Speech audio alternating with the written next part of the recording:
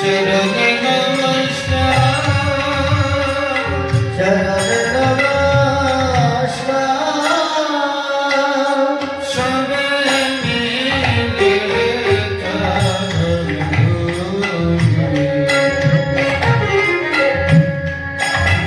বাবা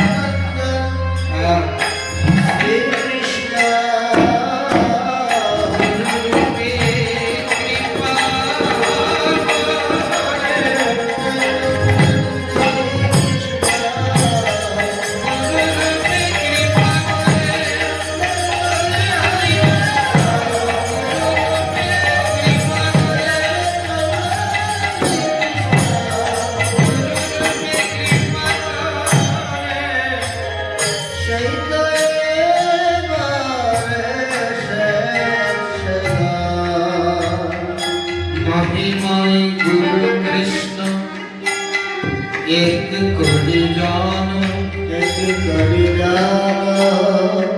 गुरु एक हृदय ते सत्य करि माना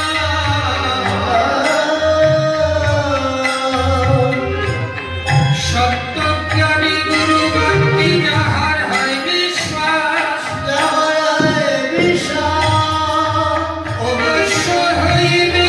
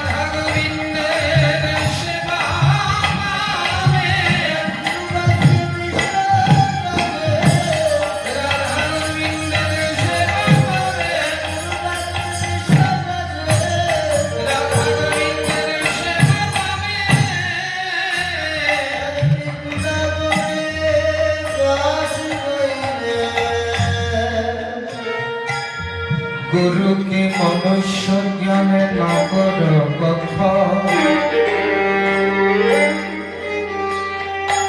गुरु निंदा कभु करने न करो श्रवण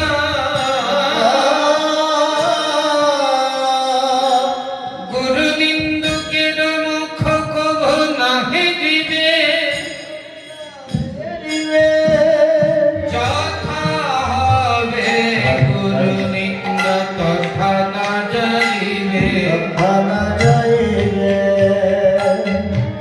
गुरु रुष्ट हइले कृष्ण रखिबारे नारे कृष्ण रुष्ट हइले गुरु रखिबारे पारे गुरु माता गुरु पिता गुरु हलपति गुरु विनायक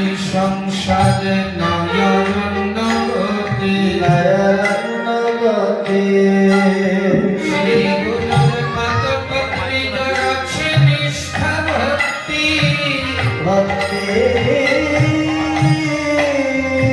এই জগৎ তারিতে সেজন ধরে মহাশক্তি হরে শক্তি উস জগৎকে তারাইতে পারে সে জগৎকে তারাইতে পারে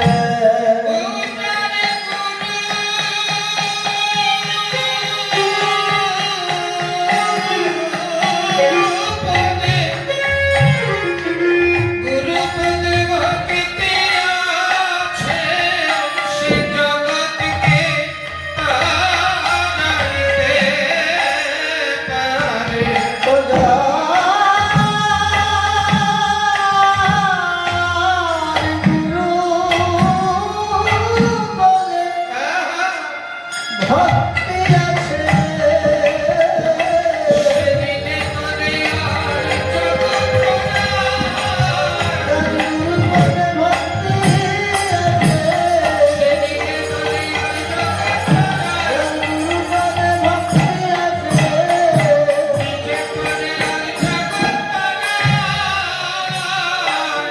জগৎকে তারাইতে পারে শ্রী গুরু পদ পদ্মে করে বন্দা শ্রী ধরি বন্দি আমি তাহার চরণ শ্রী গুরু পদ পদ্ম হৃদয় করিয়া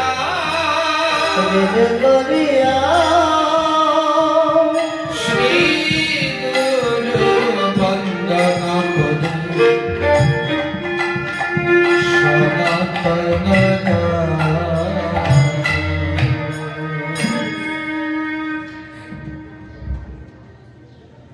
পরম করুণা বরুণালয়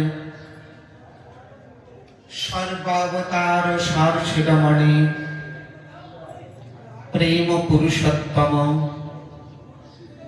রাধা কৃষ্ণ মিলিত তনু সংকীর্তনের পিতা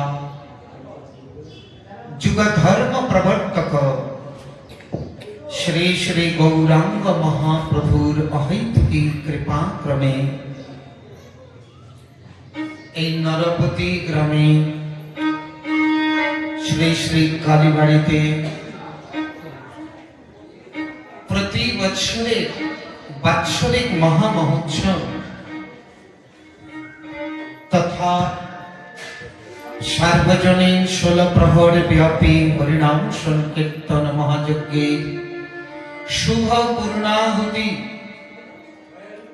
উপস্থিত সজ্জন সাধুজন বৈষ্ণবজন মমতাময়ী ভক্তি মহতি মাতৃবৃন্দ সকলে ভতুল রাতুল শ্রীচরণে দাসের কোটি কোটি ধন্যবাদ প্রণাম।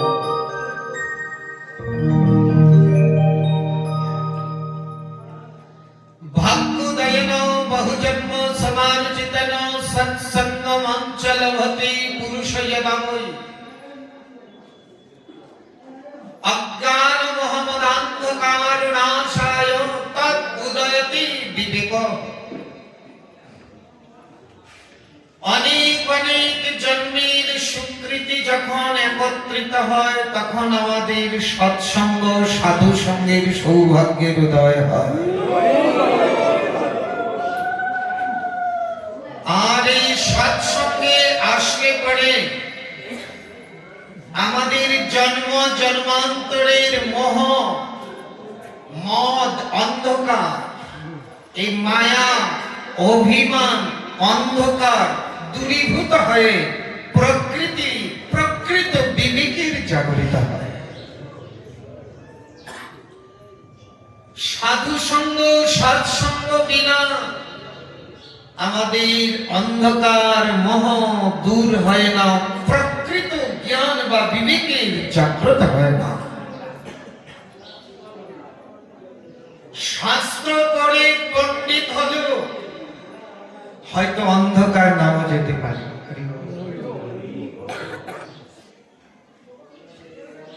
এই যে আপনারা হরিনাম সংকীর্তনে বা হরি কথা শোনার জন্য যারা লালায়িত, যাদের হৃদয়ে হরি কথা শোনার জন্য, যাদের হৃদয়ে প্রবল আকাঙ্ক্ষা ইচ্ছা, আপনারা যদি পণ্ডিত নাও হন তবু আপনারা অনেক দূরে এগিয়ে গেছেন, যাদের হরি কথা শোনার ইচ্ছা আপনাদের হৃদয়ে জাগ্রত হয়েছে।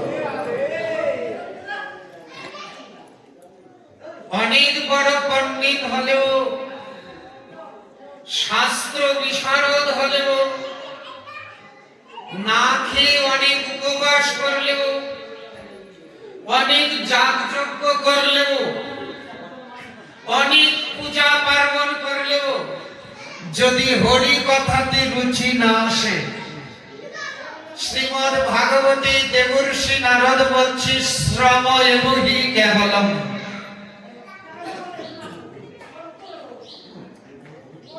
অনেক তপস্যা করছেন, অনেক উপবাস করছেন, কিন্তু হরি কথাতে হরি নামে রুচি আসলো না। বলছে শ্রমটা, পরিশ্রমটাই সার, কিছু পাওয়া যায় না। যেমন ধান কুটলে চাল বের হয়, তোষটা আলাদা হয়ে যায়, কিন্তু তোষ কুটলে আর কিছু পাওয়া যায় না, শুধু পরিশ্রমই সার। তেমনি এই জগতে যাদের হরি কথা কীর্তনে রুচি, লালসা, আকাঙ্ক্ষা, পিপাসা না জেগেছে, তাদের তপস্যা, ব্রত, যজ্ঞ সব শ্রময়বহি কেবলম।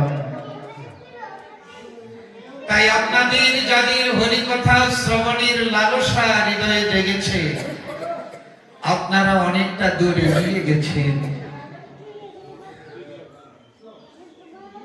শ্রীমদ্ ভাগবতে যমরাজ যমদূতদেরকে বলছেন, এই নাম সংকীর্তন শ্রবণ করে করে যাদের ভক্তির উদয় হয়,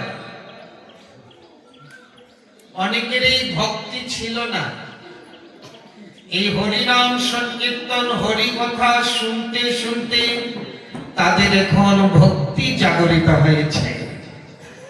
তো যমরাজ মানে ধর্মরাজ বলছেন যমদূতদেরকে, যে হরিনাম কীর্তন হরি কথা শ্রবণ করে করে যাদের ভক্তির উদয় হয়েছে, সেটাই হয়েছে প্রকৃষ্ট রূপী ভক্তি। তবে এই নাম সংকীর্তনের দ্বারা যে জীবের প্রকৃষ্ট ভক্তির উদয় হয়, এই যমরাজ আবার যমদূতদেরকে বলছে, এই নাম সংকীর্তনের দ্বারা যে আমাদের প্রকৃত ভক্তির উদয় হয়, এটা বড় বড় পণ্ডিত যারা বেদ বিধি মানে বিধি বিধান কর্মে যারা নিযুক্ত, যেমন যাগ যজ্ঞ পূজা পার্বণে যারা নিযুক্ত, বড় বড় যজ্ঞ করে, অনেক মন্ত্র জানে, বেদ মুখস্থ, কিন্তু এইসব পণ্ডিতরাও ভগবানের মায়াতে তারা মোহিত হয়ে হরিনাম সংকীর্তনের প্রকৃত প্রভাব, প্রকৃত যে অর্থ তারা বুঝতে সক্ষম হয় না। এটা বড় দুঃখের বিষয়।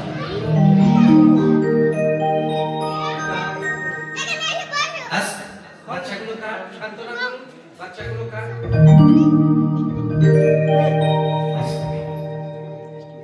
বাচ্চা, এই কথাগুলো বড় গুরুত্বপূর্ণ। যমরাজ যমদূতদেরকে বলছে, অনেক বড় পণ্ডিত হলেও, যাগ যজ্ঞে নিপুণ, অনেক মন্ত্রতন্ত্র জানে, কিন্তু হরিনাম সংকীর্তনের দ্বারা যে আমাদের কতটুকু মঙ্গল হয়, সেই প্রকৃত অর্থ তারা বুঝতে পারে না। কেন? ভগবানের মায়া দ্বারা তাদের জ্ঞানটা আচ্ছন্ন হয়ে আছে।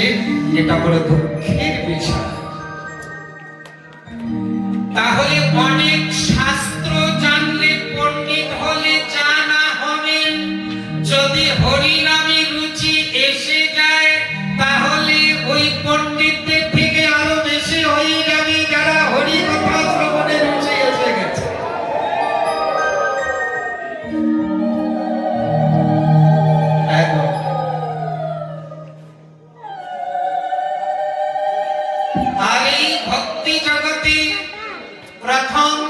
প্রবেশিক ভক্তি জগতের প্রবেশিক প্রথম সাধু সঙ্গ, সৎসঙ্গ।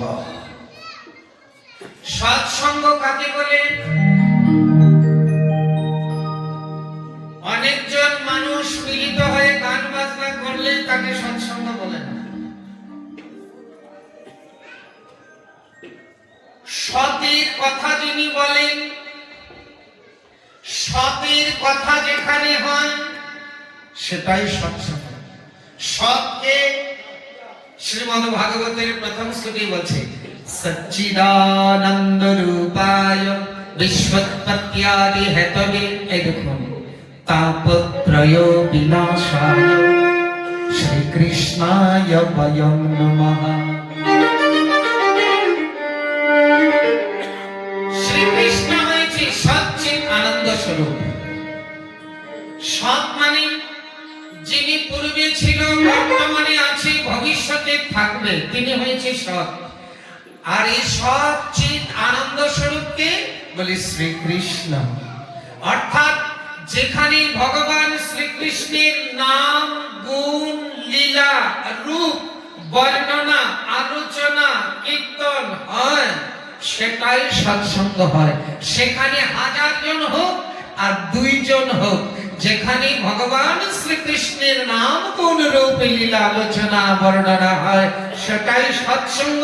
আর যেখানে 1000 জন, লক্ষ জন মিলিত হয়ে ভগবান শ্রীকৃষ্ণের নাম, রূপ, গুণ, লীলা, আলোচনা হয় না, সেটা জনসমাবেশ হয়, কিন্তু সৎসঙ্গ হয় না।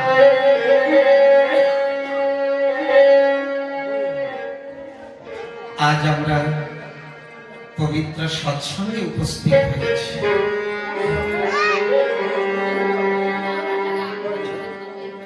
আপনারা অনেকেই হৃদয়ে অনেক লালসা নিয়ে এসেছে ভগবানের গুণগাথা কীর্তন শ্রবণ করবে।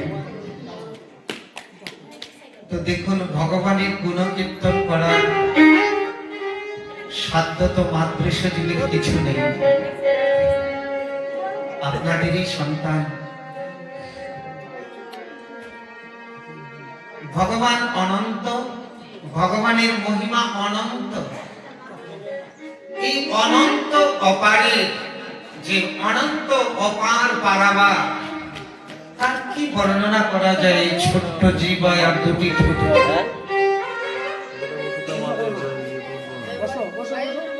তবে হয়তো বলতে পারে যে কোন কিনারা পাওয়া যায় না, তো বলেন কেন, বলতে চান কেন? দেখুন, আকাশ অনন্ত, আকাশে পাখিরা যদি যোগ যোগ ধরেও পাখি উড়ে, কিন্তু আকাশের কোন কিনারা পাবে? সাগরের কোন কিনারা পাওয়া যায়, কিন্তু আকাশের কোন কিনারা পাবে না। এই আকাশের নিচে যে কত সাগর, মহাসাগর, উপসাগর, এই আকাশের কোন সীমানা পাওয়া যায় না, কুল কিনারা পাওয়া যায় না। কিন্তু পাখি কি উড়াল দেওয়া ছাড়ে? পাখি কি আকাশে উড়ে না? যার যতটুকু সাধ্য সে ততটুকু উড়ে। তেমনি অনন্ত আকাশের মধ্যে যেমন ছোট্ট একটা চড়ুই পাখিও উড়ে, তেমনি ভগবানের কথা অনন্ত। সেই অনন্ত কথার মধ্যে মাতৃষ ছোট্ট চড়ুই পাখির মতো একটু ডানা মেলে উড়বার চেষ্টা করছে।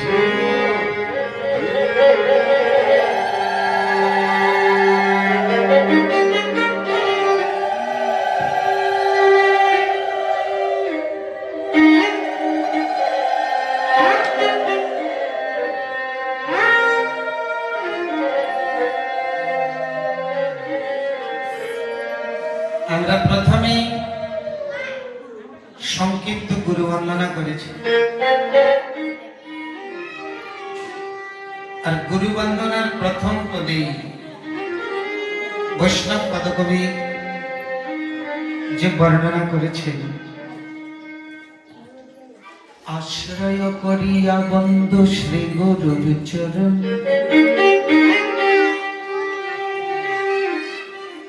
শ্রী গুরুদেবের শ্রীচরণে আশ্রয় গ্রহণ করলাম।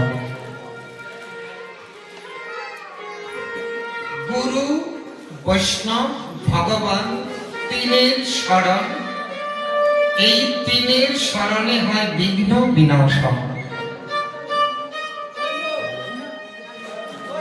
তাই প্রথমে গুরুদেবের চরণে আশ্রয় নিলেন মহাজন, তার সাথে সাথে আমরাও নিলাম।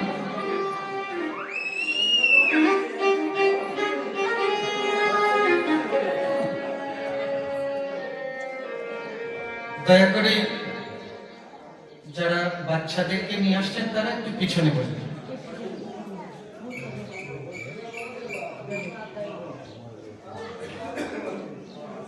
গুরুদেবের চরণ একান্ত ভাবে আশ্রয় গ্রহণ করলাম। এখন প্রশ্ন জাগে,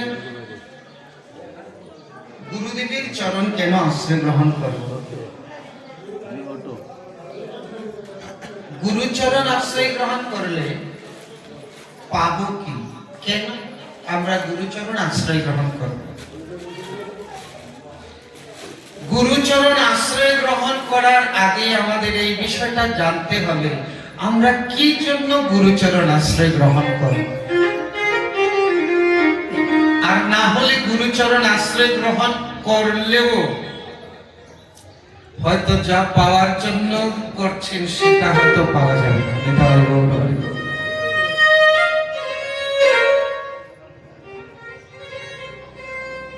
তো কেন আমরা গুরুচরণ আশ্রয় গ্রহণ করব? কেউ যদি বলে গুরু দীক্ষা নিয়ে নাও, রাতারাতি ধনী হয়ে যাবে, তো আপনি রাতারাতি ধনী হওয়ার লোভে গুরু দীক্ষা নিচ্ছেন, তাহলে এটা কি দীক্ষা নেওয়ার প্রকৃত অর্থ হলো? খুব গুরুত্বপূর্ণ কথা। আমি আপনাকে প্রলোভন দিলাম, দীক্ষাটা নিয়ে নিন, আপনি বড় লোক হয়ে যাবেন রাতারাতি। দীক্ষার এমন প্রভাব, যদি এমন কেউ বলেন তো বুঝবেন যে আপনাকে লোভ দেখাচ্ছে, তাহলে এটা লোভের ভক্তি হবে। এটা আপনি লোভে ওই পথে ঢুকছেন, আসল বস্তু পাওয়ার জন্য নয়, ধনী হওয়ার লোভে। হ্যাঁ, এই লোকটা যদি রাতারাতি বড় লোক হওয়ার লোকটা না থেকে আরেকটা লোক যদি করেন, কি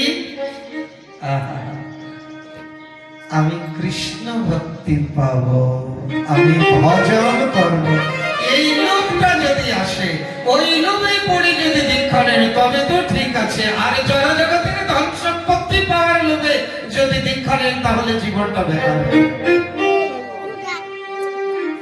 তো মহাজন বলছে কি, কেন দীক্ষা নিব, গুরুচরণ আশ্রয় গ্রহণ করব কেন? যাহা হইতে মিলিবে ভাই কৃষ্ণ প্রেম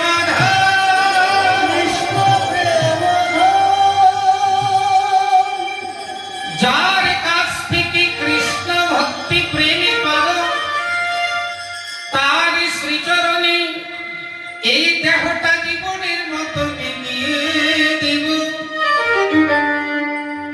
কেননা এই জগতে হোক না কেন যত বড় রাজা জমিদার, যদি তার হৃদয়ে কৃষ্ণ প্রেম ভক্তি না থাকে,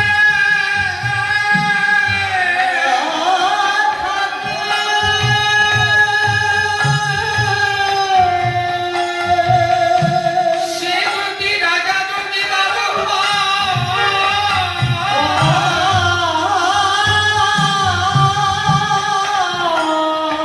তার মতো দরিদ্র এ জগতে আর কেহ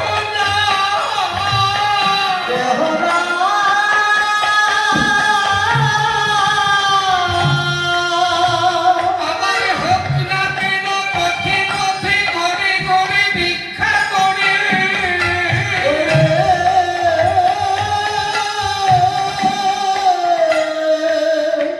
যদি কৃষ্ণ প্রেমে ভক্তি তার হৃদয় ভর থাকে,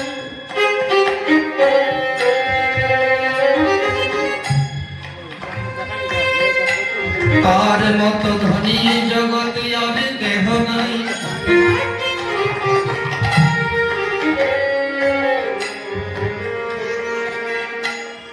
কেননা এই জগতে রাজা, কত রাজা জমিদার এসেছে আর চলে গেছে। এই জগতে কত বড় বড় রাজারা এসেছিল, তাদের নাম নিশান পর্যন্ত নাই। রাজ্য সম্পত্তি কিছু তাদের নেই। এই জগতে কত বড় বড় রাজা জমিদার, এখন তাদের কিছু নাই। কিন্তু যাদের ভক্তি ছিল তাদের অনেক কিছু আছে।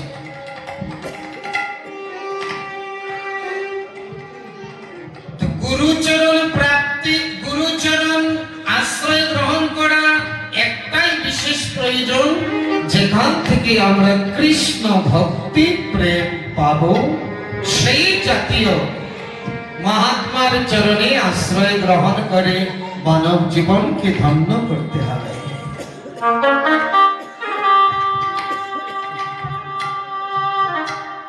মহাজন বলছেন, গুরু কি মনুষ্য জ্ঞানে না করো কখন,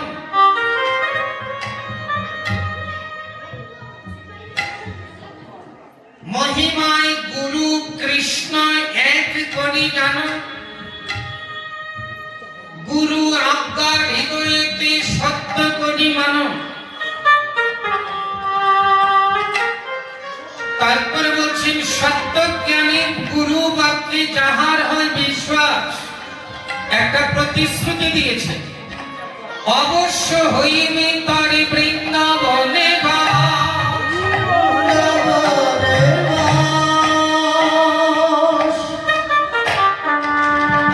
গুরু বাক্য যদি হৃদয়ে বিশ্বাস করেন, বলছে তার বৃন্দাবনে বাস হবে। তার দৃষ্টান্ত দেখো, পশ্চিমবঙ্গে ঘরেন্না নামক গ্রাম, পিতার নাম কৃষ্ণ মণ্ডল, মাতার নাম দুর্গা। প্রথমে সন্তান ছিল না, নিঃসন্তান ছিল।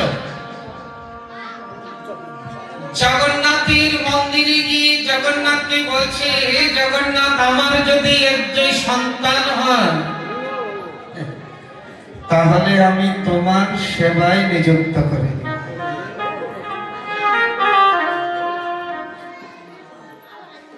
এখান থেকে আমাদের শিক্ষণীয়,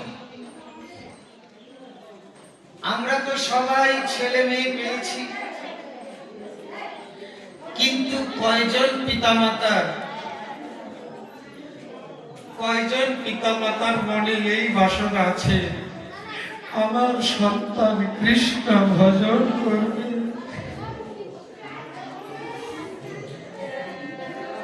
আমরা চাই আমার সন্তান বড় হবে,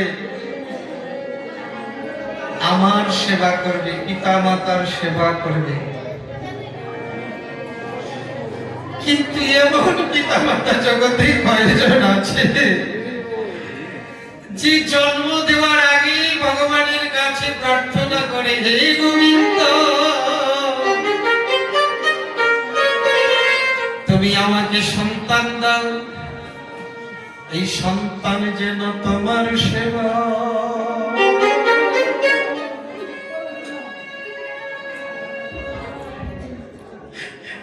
করতে পারে।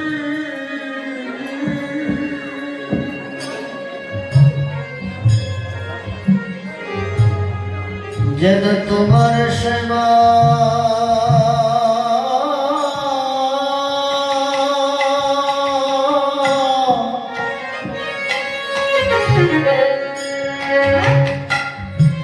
করতে পারে।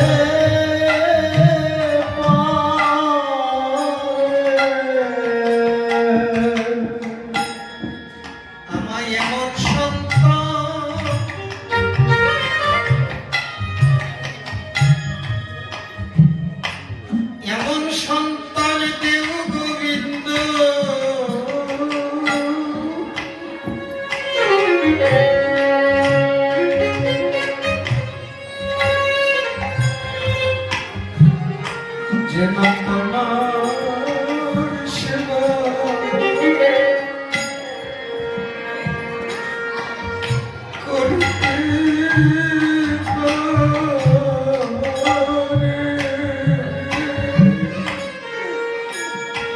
আমায়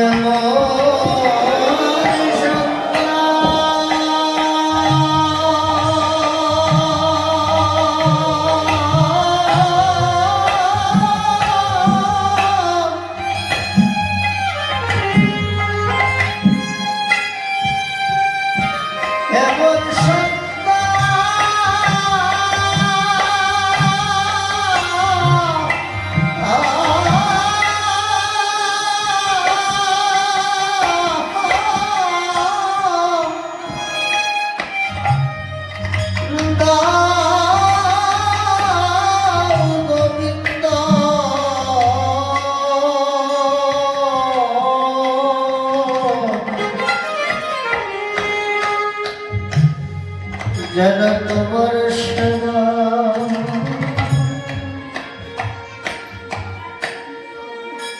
করতে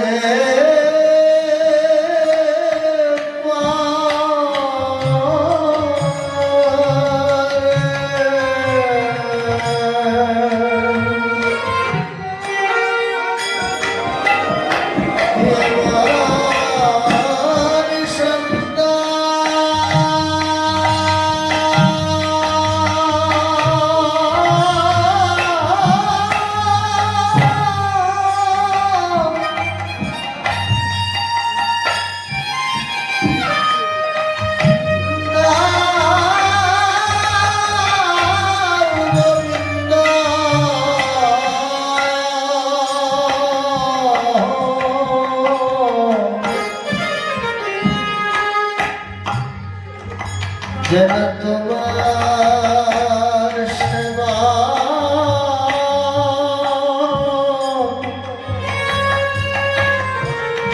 করতে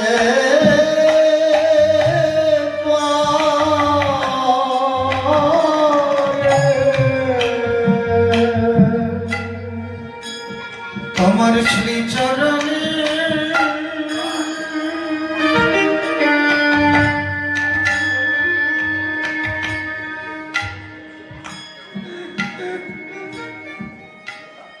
তোমার শ্রী চরণে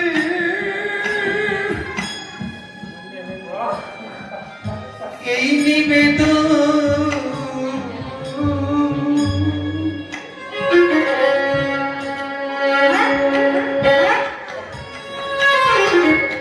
যেন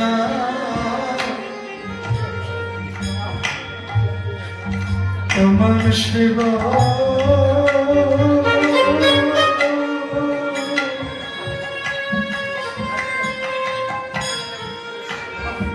তোমার সেবা করতে পারে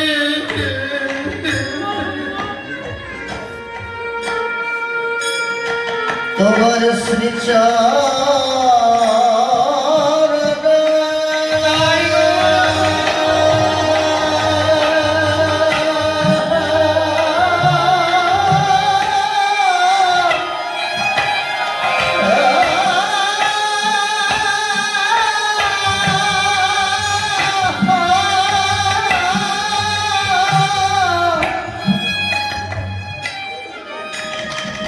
তোমার শ্রী চরণে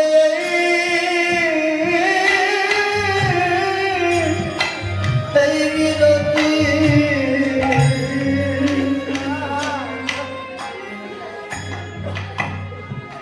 যেন তোমার সেবা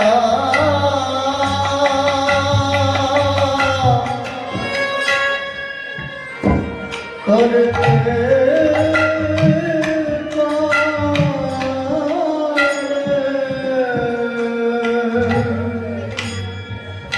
আমি আর কিছু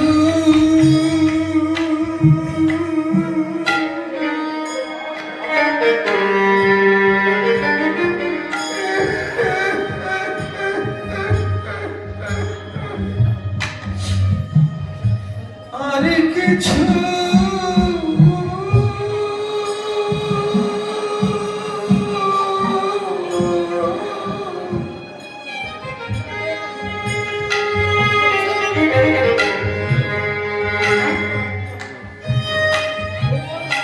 আর কিছু চাই না।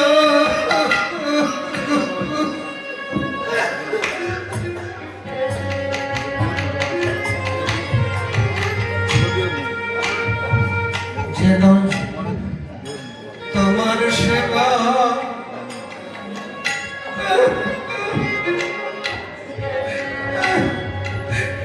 করতে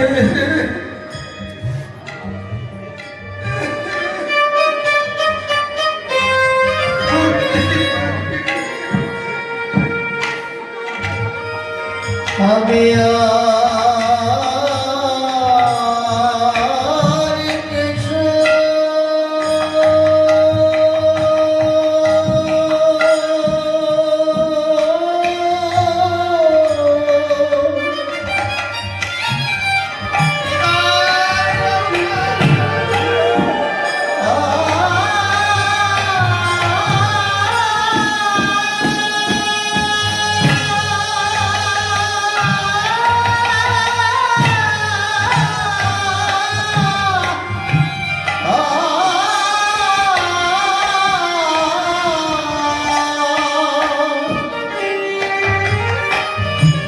আর কিছু চাই না গো।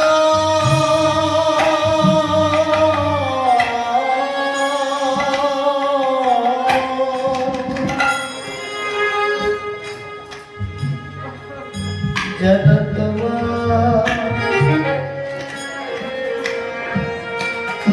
সেবা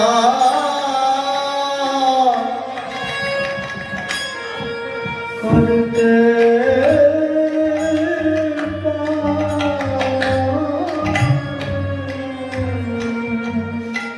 আমায় একটা কৃষ্ণ ভক্ত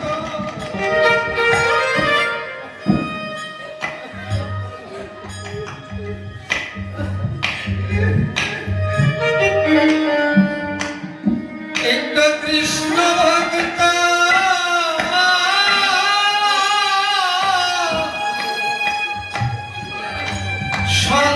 সন্তান দেও গো।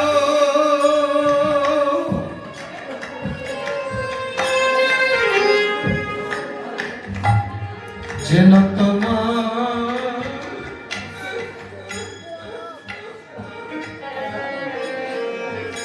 তোমার সেবা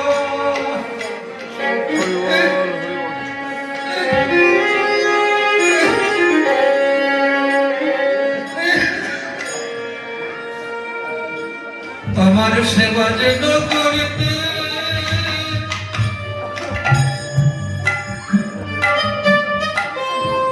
করিতে পারে।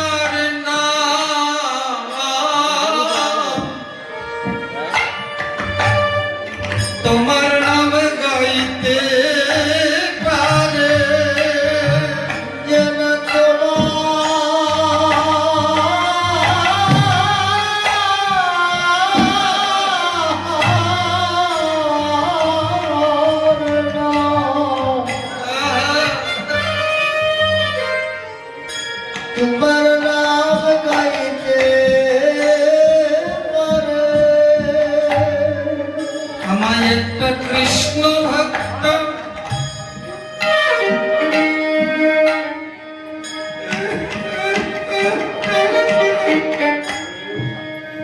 কৃষ্ণ ভক্ত সন্তান দাও,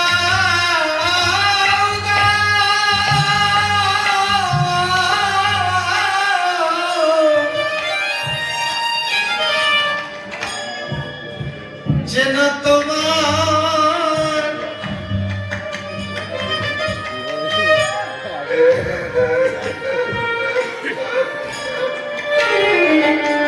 তোমার নামে গাইতে পারে একটা কৃষ্ণ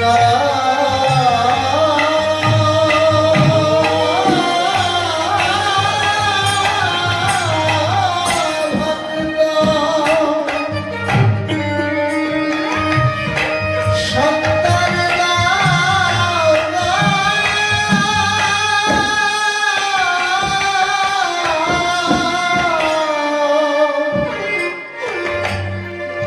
যেন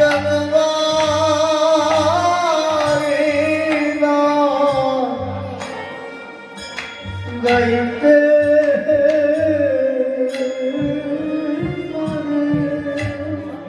একটি কৃষ্ণ ভক্ত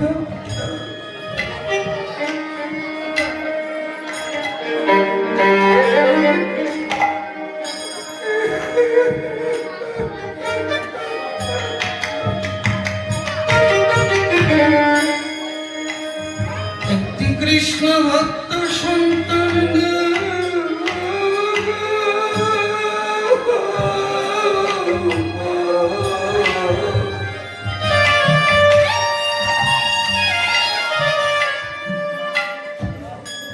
সে যেন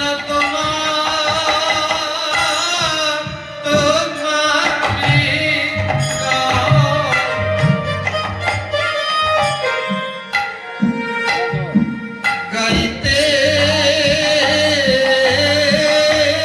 পারে একটা কৃষ্ণ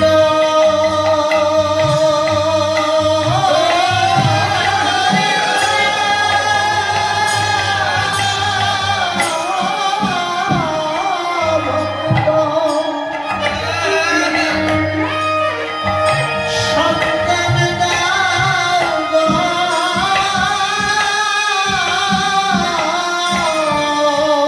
যেন তোমার সেবায় লাগতে পারে কৃষ্ণ ভক্ত সন্তান দাও যেন তোমার সেবায় লাগতে তোমার সেবায় লাগতে পারে তোমার সেবায় লাগতে পারে যেন তোমার সেবা করতে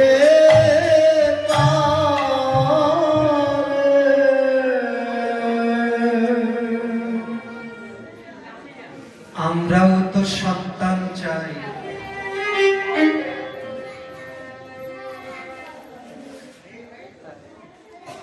আমরা চাই আমাদের সন্তান মাস্টার হবে, ডাক্তার হবে, ইঞ্জিনিয়ার হবে,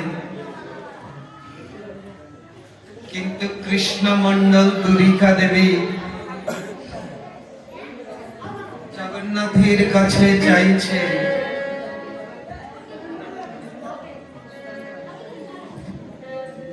আমার সন্তান যেন কৃষ্ণ সেবা করতে পারে, অনেকটা সন্তান।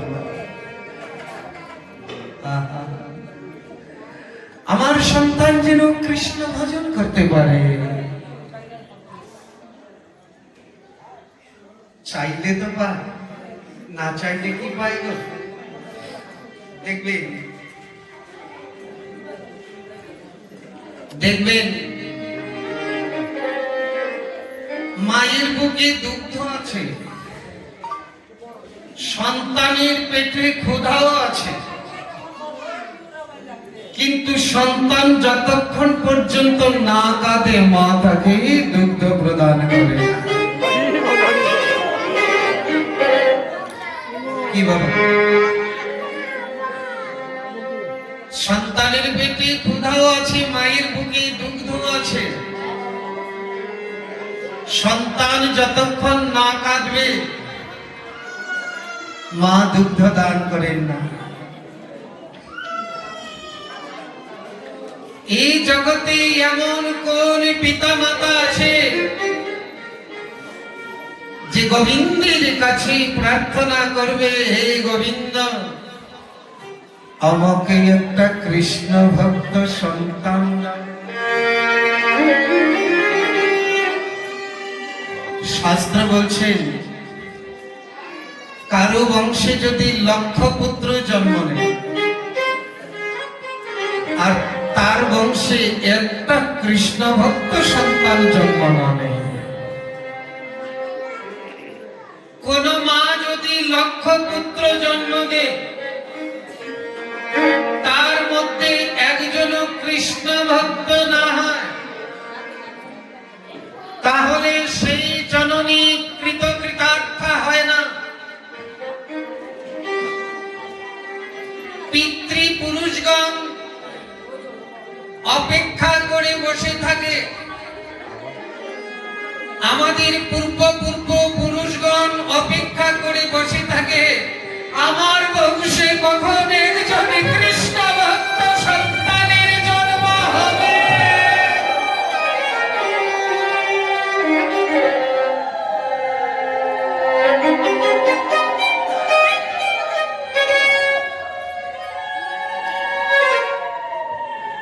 জননী কৃতার্থা বসুন্ধরা সা বসতিশ্চ ধন্যা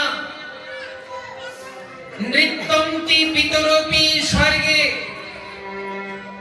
যেষাং কুলে বৈষ্ণব নাম ধেয়ঃ। যার কুলে যার বংশে একজন বৈষ্ণব বা কৃষ্ণ ভক্ত সন্তান জন্মগ্রহণ করে সেই বসুন্ধরা ধন্যা, জননী কৃতার্থা।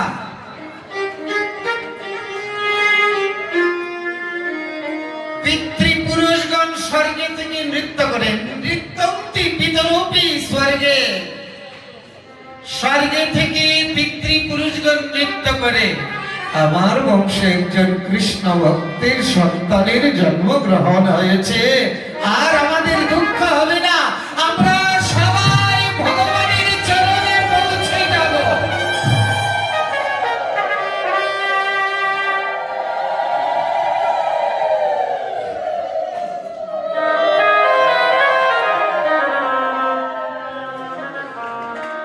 হয়তো বলতে পারেন বাবাজি এইগুলো আপনারা বানিয়ে বানিয়ে বেশি বলেন।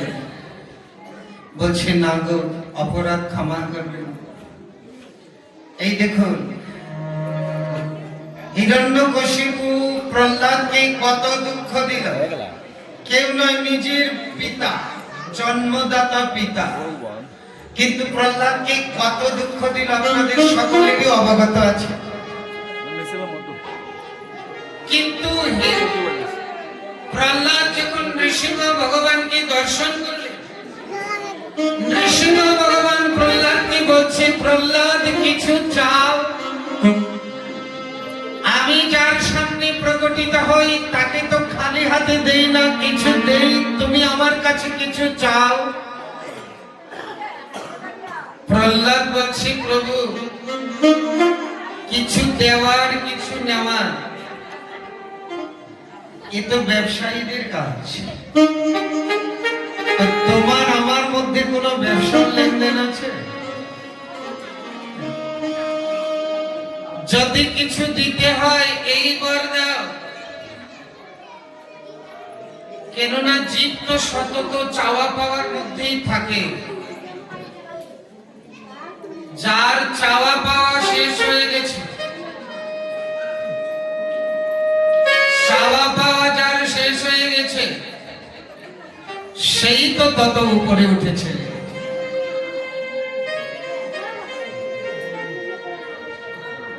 তো প্রহ্লাদ বলছি, প্রভু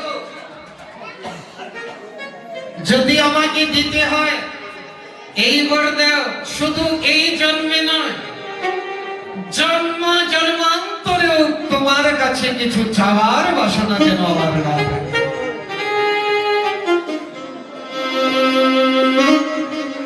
নৃসিংহ ভগবান বলছে, প্রহ্লাদ আমি জানি তোমার অন্তরে চাওয়ার বাসনা নাই, কিন্তু তোমাকে কিছু না দিলে আমি জগতে মুখ দেখাবো কি করে? তোমাকে কিছু না দিতে পারলে আমি শান্তি পাচ্ছি না। আমাকে শান্তি দেওয়ার জন্য কিছু চাও, আমাকে আনন্দ দেওয়ার জন্য। প্রহ্লাদ কি চাইলেন? প্রভু তোমাকে আনন্দ দেওয়ার জন্য যদি চাইতে হয় আর তুমি কিছু দিতে হয়, এই দেখুন সব থেকে বেশি কষ্ট যে দিয়েছে তার পিতা প্রহ্লাদ, তার জন্যই চাইছে। প্রভু তোমার হাতে নিহত হয়েছে আমারই জন্মদাতা পিতা, কিন্তু তোমাকে বড় অপমান করেছে, তোমাকে বড় গালি দিয়েছি, তোমাকে বড় কষ্ট দিয়েছি, তোমার চরণে বড় অপরাধ করেছে আমার পিতা। তো যদি কিছু দিতেই হয় তার সকল অপরাধ ক্ষমা করে তোমার ওই চরণে জায়গা দেওয়া। সকল অপরাধ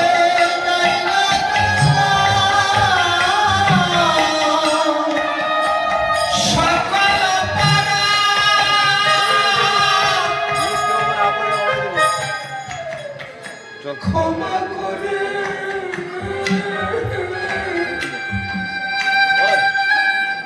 তোমার ওই চরণে জায়গা দেওয়া। আমার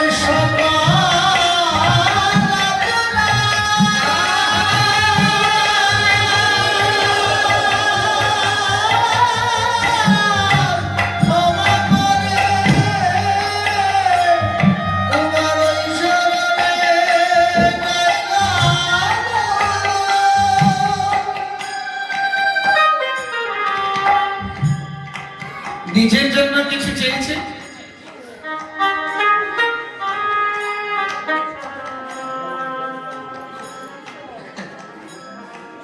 নৃসিংহ ভগবান বলছি, প্রহ্লাদ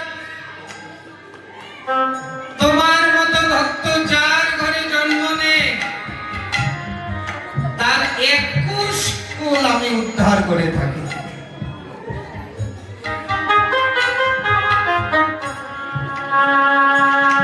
প্রহ্লাদ তার পিতাকে উদ্ধার করলো। ধ্রুব যখন হরি সাধনা করলো,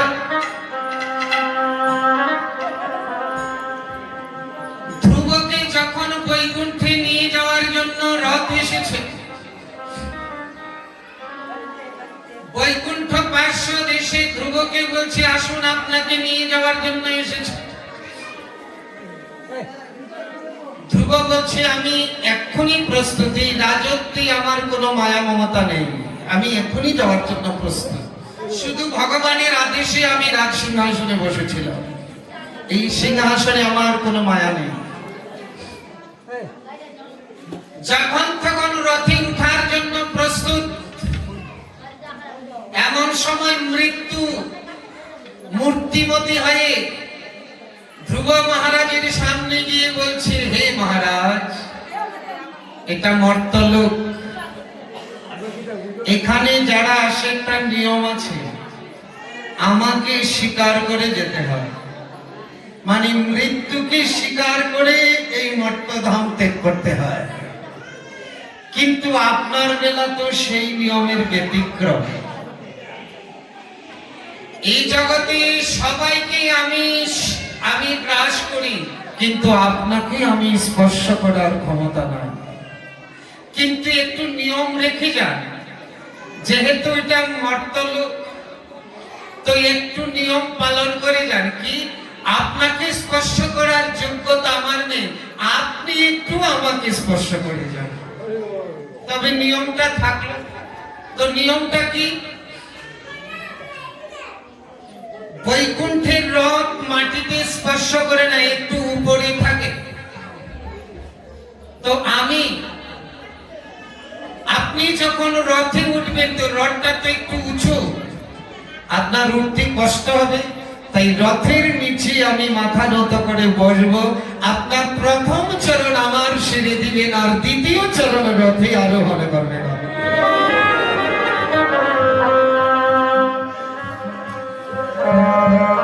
ধ্রুব তাই করলেন। যে মৃত্যু ভাই আমরা সবাই ভীত, আর ধ্রুব সেই মৃত্যুর শিরে চরণ রেখে উঠলেন রথে। রথ তো চলছে, এখন যে ভগবানের ধামে যাবে, এর চেয়ে আনন্দ আর কার আছে? ওনার মনে তো আনন্দ থাকা দরকার, কিন্তু মুখখানা কালো। বৈকুণ্ঠ পার্শ্বদগণ দেখছেন ধ্রুবের মুখখানা কালো। বৈকুণ্ঠ পার্শ্বদগণ বলছেন, হে মহারাজ, আপনি ভগবত ধামে যাচ্ছেন, আপনার মুখখানা কালো কেন? মনে শান্তি নাই কেন? ধ্রুব মহারাজ তখন বলছেন, হে বৈকুণ্ঠ পার্শ্বদগণ, আমি বৈকুণ্ঠে যাচ্ছি ঠিক,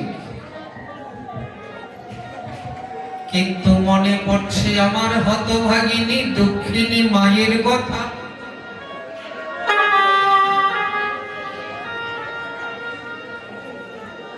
যে মায়ের আশীর্বাদ,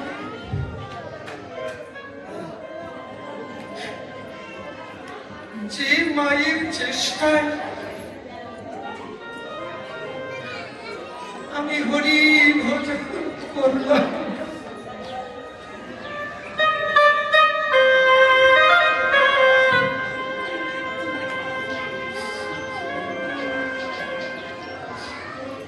যে মায়ের প্রেরণায়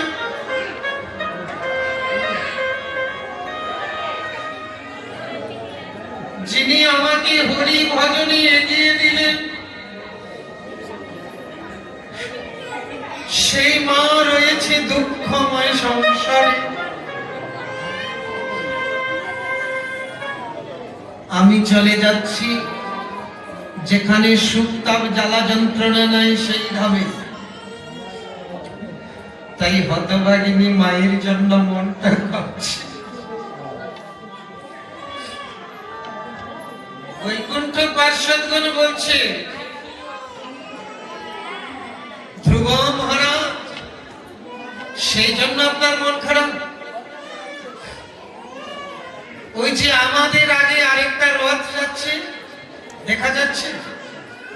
বলে, হ্যাঁ দেখছি, ওই যে আরেকটা রথ যাচ্ছে। বলে, আপনার মতো সন্তান যার গর্ভে জন্ম হয়, সে কি আর দুঃখময় সংসারে পড়ে থাকে? আপনার আগে আপনার মাকে নিয়ে যাওয়া হচ্ছে বৈকুণ্ঠ ধামে।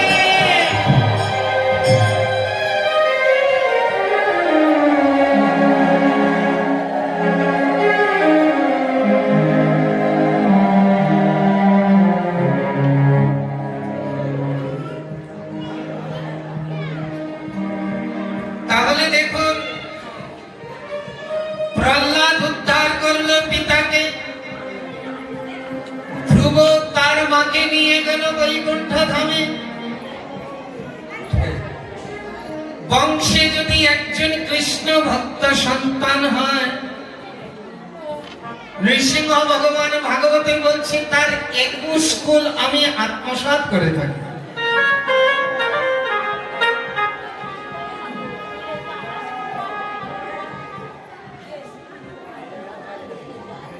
তাই পিতা কৃষ্ণ মন্ডলার মা দুর্গা দেবী ভগবান জগন্নাথের কাছে প্রার্থনা করছে, হে জগন্নাথ, আমাকে এমন একটা সন্তান জন্ম দাও যেন তোমার সেবা তোমার ভজন করতে পারে।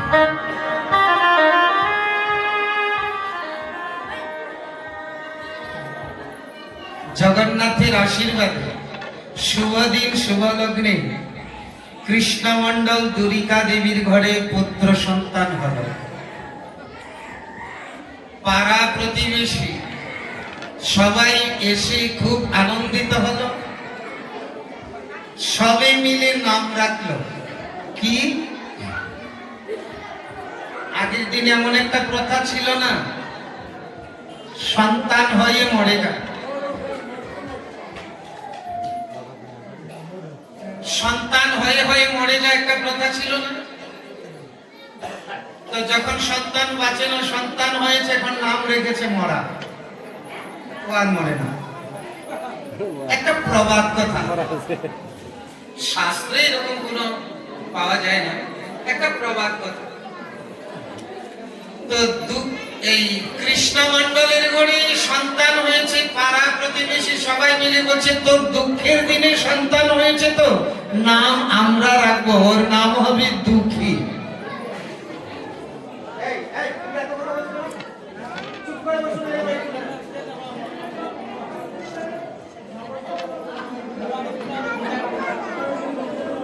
সবাই মায়েরা সবার চরণে হাত রেখে বলছি কীর্তন করতে দিন। অনেক বছর পরে আসছি আপনাদের কাছে, আপনাদের যেমন শোনার ইচ্ছা, এ দাসরে একটু কীর্তন করার ইচ্ছা, পারি আর না পারি, তো তার থেকে বঞ্চিত করবেন না, এটা আমার একটা সেবা। আপনাদেরকে তো আর কিছু দিয়ে সেবা করতে পারবো না, একটু হরি কথা কীর্তন দিয়ে যদি আপনাদের সেবা করতে পারি, এটাই আমার জীবনের সবচেয়ে বড় সেবা। আর আপনারা যদি সেই সেবা থেকে বঞ্চিত করেন, তাহলে আমি হতভাগা হয়ে যাব।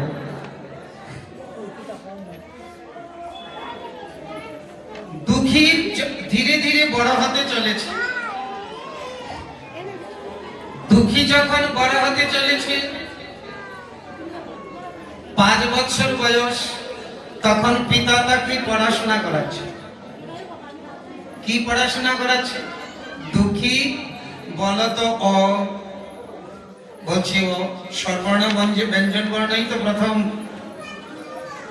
এই যে প্রথম অক্ষর অ, এই যে স্বরবর্ণ ব্যঞ্জন বর্ণ, এই সব ভগবান নারায়ণের মুখ থেকে উৎকীর্ণ। এর যে প্রথম অক্ষর যে অ, এটা ভগবানের স্বরূপ। আমরা যেন একটা অক্ষর মনে না করি, এই যে প্রথম অক্ষরটা অ, এটা ভগবানের স্বরূপ। আর ভগবান নারায়ণের নারায়ণাৎ উদ্ভূত বর্ণক্রমঃ, এই বর্ণগুলো নারায়ণের মুখ্য নিঃসৃত বর্ণ, প্রথম নারায়ণের মুখ থেকে উৎকীর্ণ হয়েছে, উচ্চারিত হয়েছে। তো কৃষ্ণমণ্ডল ছেলেকে পড়া শেখাচ্ছে, বলো তো অ, বলছে অ, অয়েতে কি জানো বাবা? না, অয়েতে হয়েছে অনন্তদেব, ভগবানের এক নাম অনন্ত। কিন্তু বর্তমানে যদি এই শিখাতে যায় তাহলে হবে না, মুশকিল আছে। বর্তমান শিক্ষকরা যদি শিখায় যে অয়েতে অনন্তদেব, বলে হবে না। কেন? বলে সাম্প্রদায়িক হয়ে যাবে। কি শিখাতে হবে? বলে অয়েতে অজগর, বলে এটা ঠিক আছে। তো আমরা লেখাপড়া শিখানোতে প্রথমেই একটা বিষধর সর্পের সাথে পরিচয় করে দেই। দেখুন, খুব গুরুত্বপূর্ণ কথা। জীবনের প্রাথমিক অক্ষরটা শেখানোর সাথে কি অয়েতে অজগরে তো শেখানো হয়? তাহলে জীবনের প্রথম শিক্ষাটা একটা বিষধর সাপের সাথে পরিচয় করিয়ে দেয়। তো লেখাপড়া শিখে তো ফুসফুস করবেই। আচ্ছা, ব্যঞ্জন বর্ণ বলো বাবা। ক, বললাম ক। কয়েতে কি জানো? কি বাবা? কয়েতে কৃষ্ণ। বর্তমান সময়ে হবে না, না না না, এটা সাম্প্রদায়িক হয়ে যাবে। তো কয়েতে কি? বলে কয়েতে কলা।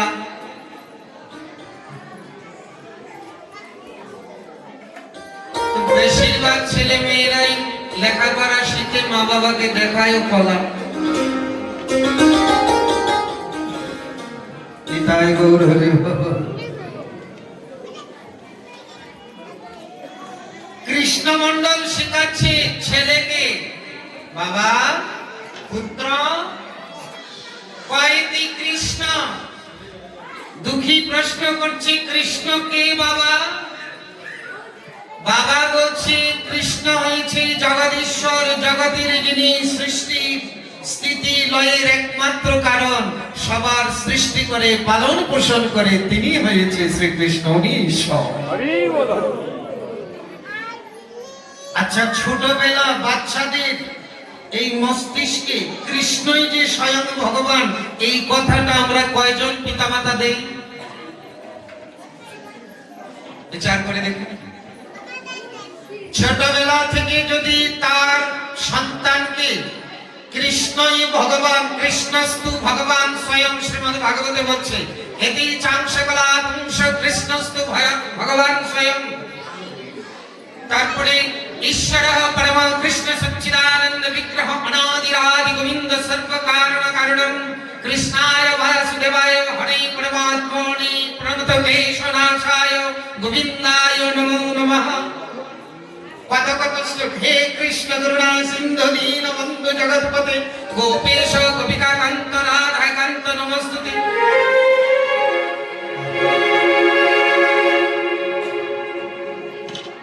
একটা ছোট্ট বাচ্চাকে যদি এগুলো শেখানো হয় সারা জীবন আর ভুলবে না।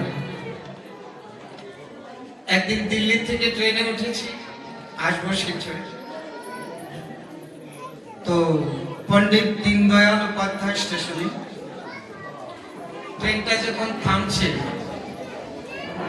তো আমি ট্রেনের সাইডে সিটে বসে আছি, তো একটা পুলিশ আমাকে দেখে আসছে, এসে বসছে। ওইদিকে সবাই তো হিন্দিতে কথা বলে, তো আমি ওর সাথে হিন্দিতে কথা বলছি, পরে দেখি ও আমার সাথে বাংলা কথা বলছে। ঠিক পেলাম যে ছেলেটা বাঙালি। এসে বলছে, বাবাজি আমার মা বাবাও বৈষ্ণব, ছোটবেলা থেকে বৈষ্ণব পরিবেশে বড় হয়েছি, লেখাপড়া শিখে এখন পুলিশের চাকরি পেয়েছি, কিন্তু ওই দেখুন আমার গলায় এখনো তুলসীর মালা। পুলিশের পোশাক পরা, বন্দুক অস্ত্র সব আছে, কিন্তু ভিতরে তুলসীর মালা পরা। বাবাজি আপনাকে দেখি আমার মা বাবার কথা মনে পড়েছে, তাই ছোটবেলার পরিবেশ ভুলতে পারি না। এইরকম ছোটবেলা যদি এই শিক্ষাটা হয়, সে সারা জীবন ভুলতে পারে। কৃষ্ণমন্ডল দুঃখীকে শিক্ষা দিচ্ছে, কৃষ্ণ স্বয়ং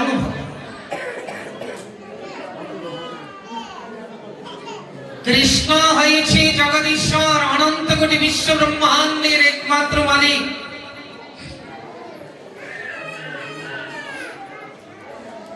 আর মানব, এই দেখুন কৃষ্ণমন্ডল বুঝাচ্ছে পুত্রকে, বাচ্চা মানব জীবনের মূল উদ্দেশ্য একমাত্র কৃষ্ণ ভজন। ছোট ছোট বাচ্চাদেরকে যদি শেখানো হয় মানব জীবনের মূল উদ্দেশ্য কৃষ্ণ ভজন, এটা দেখবেন মা বাবা মিথ্যা কথা বললেও ছোট বাচ্চারা বিশ্বাস করে। মিথ্যা কথা অনেক বোঝায়, কিন্তু চিরসত্য যে কথাটা, সেই কথাটা আমাদের সন্তানদেরকে বলি না, এটাই বড় দুঃখের বিষয়। কি মা বাবারা ছোট বাচ্চাদেরকে কত মিথ্যা কথা বলে বুঝান না? বুঝান না কি গো মায়েরা? কত মিথ্যা কথা বলে বুঝান না বাচ্চাদেরকে? তো ছেলে মেয়েদেরকে কত মিথ্যা প্রলোভন দেন, কিন্তু চিরসত্য যে কথাটা, সেই কথাটা কয়জনে বলি যে মানব জীবনের মূল উদ্দেশ্য কৃষ্ণ ভজন।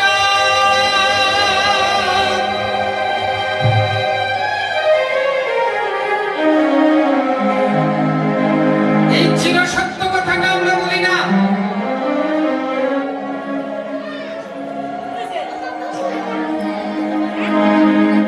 কৃষ্ণ মণ্ডল যখন বলছেন দুঃখী মানব জীবনের মূল উদ্দেশ্য কৃষ্ণ ভজন, দুঃখী মনে মনে ভাবছে মানব জীবনের মূল উদ্দেশ্য যদি কৃষ্ণ ভজনই হয়ে থাকে, এই বাচ্চাদেরকে বাঁশি ঘন্টা এগুলো বন্ধ করবো না, কি অসুবিধা লাগছে? বাচ্চাদের হাতের বাঁশি ঘন্টা যে যা কিনে দিয়েছেন একটু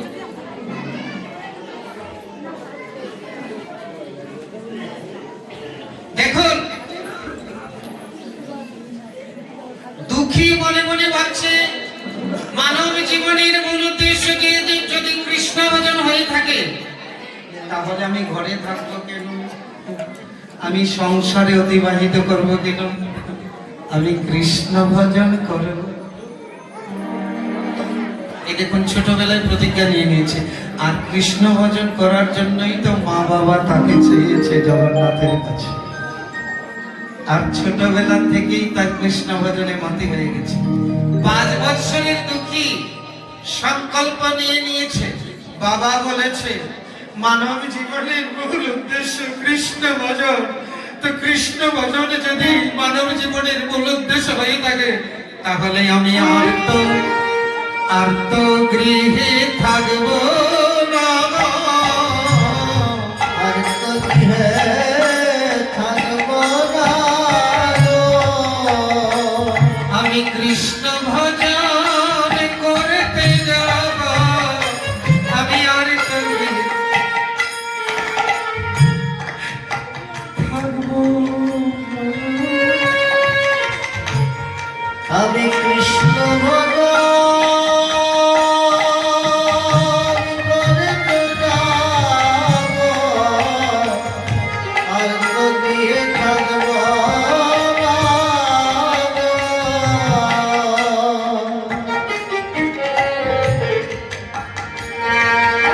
কিন্তু মা তো আমাকে এখন যেতে দিবে না। 5 বছরের শিশু যদি বলে আমি কৃষ্ণ ভজনে বেরিয়ে যাবে, কোন পিতামাতা দিবে? মা তো আমাকে যেতে দিবে না, মাকে না বলেই চলে যাবে। একদিন মা ঘুমিয়ে আছে,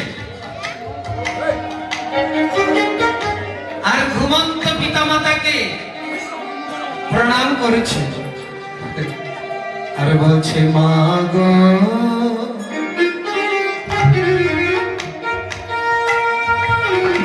ওগো জননী গর্ভধারিণী,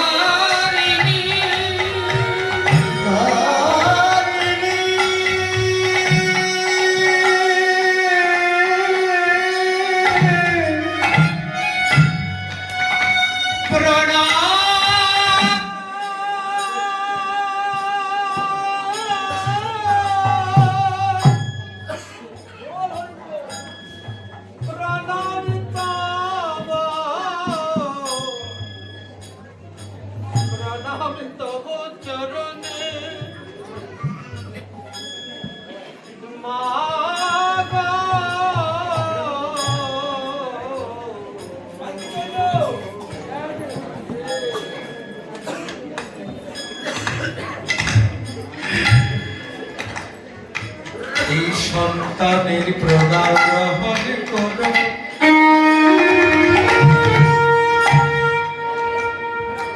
তুমি আমায় এই আশীর্বাদ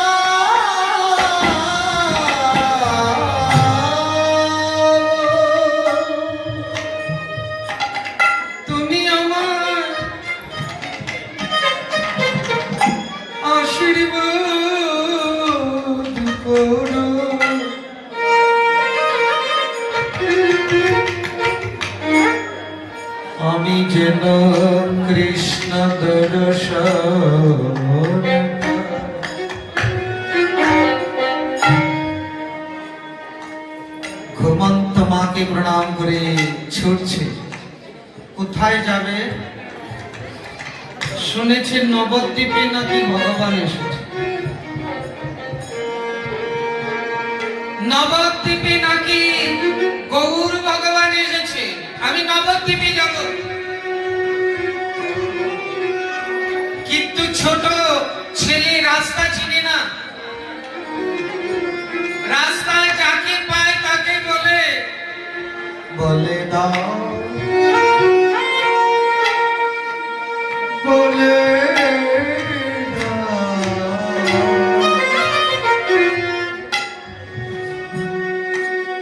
নবদ্বীপ আর কত দূরে।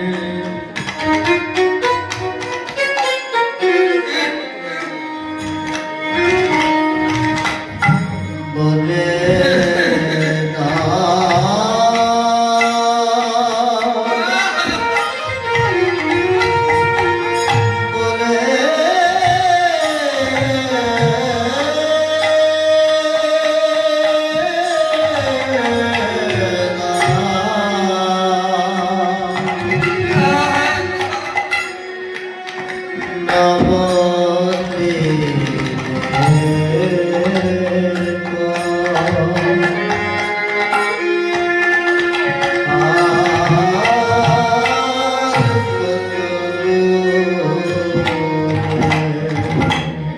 রাস্তার পাশে যাকে পাই তাকে বলে, ও দাদু বলো না নবদ্বীপে কোন পথে যাব?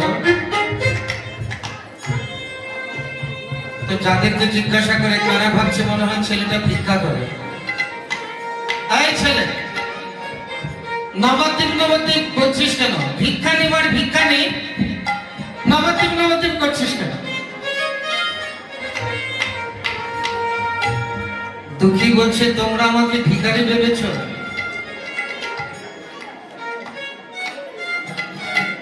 না গো, আমি ভিক্ষা করতে আসিনি।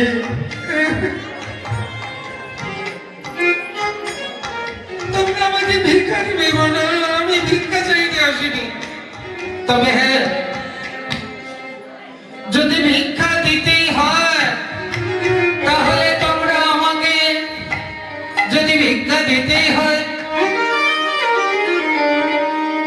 একটু কৃষ্ণ ভক্তি ভিক্ষা দাও। একটু কৃষ্ণ ভক্তি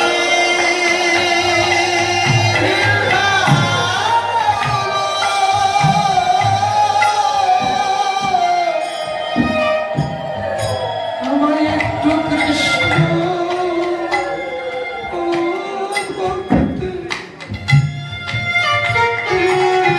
ভিক্ষা দাও। আমার একটু কৃষ্ণ ভক্তি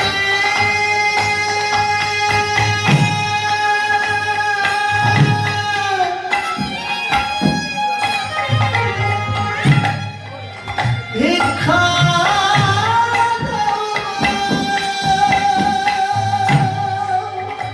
আর কিছু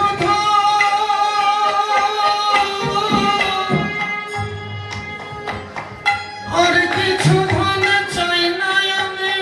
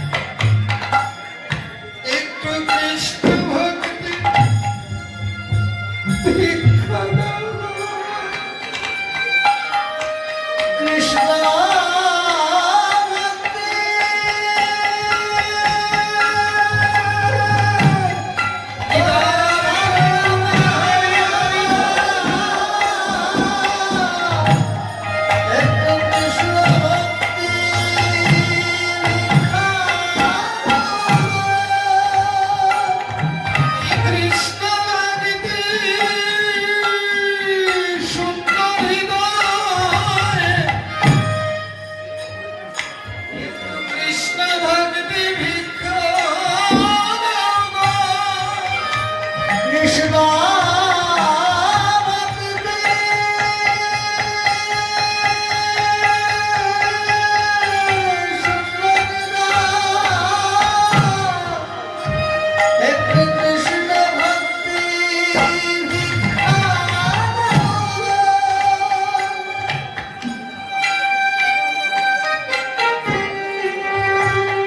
আর কিছু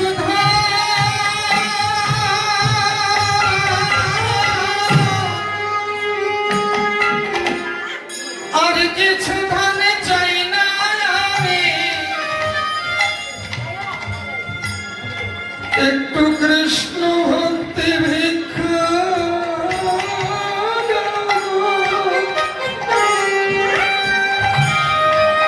আর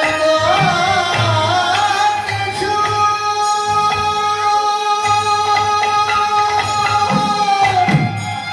চাই না কৃষ্ণ ভক্তি